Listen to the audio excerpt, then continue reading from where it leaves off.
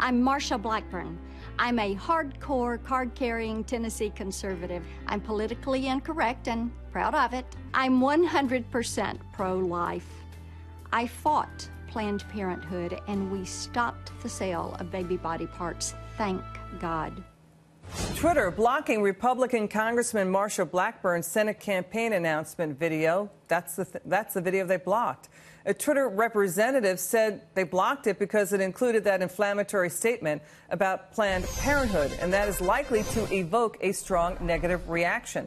Let's take a check of Twitter stock. It's ticking to the downside, just off fractionally. The author of Indian Country, conservative commentator Kurt Schlichter joins me now. Kurt, we only want to focus on Twitter here.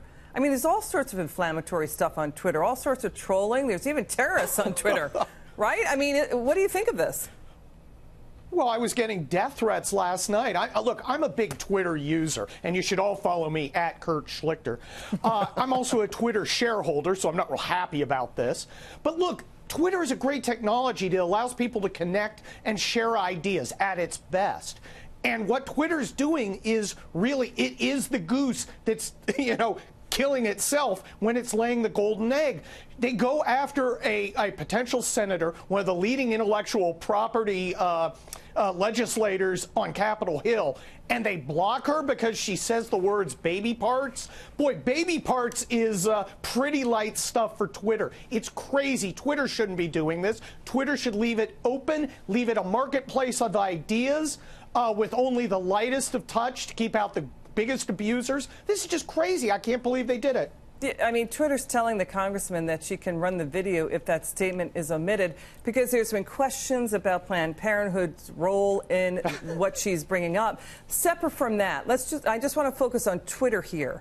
I mean, Twitter's actions here, why are they picking and choosing Marsha Blackburn when all sorts of inflammatory statements are made across the Twitter universe?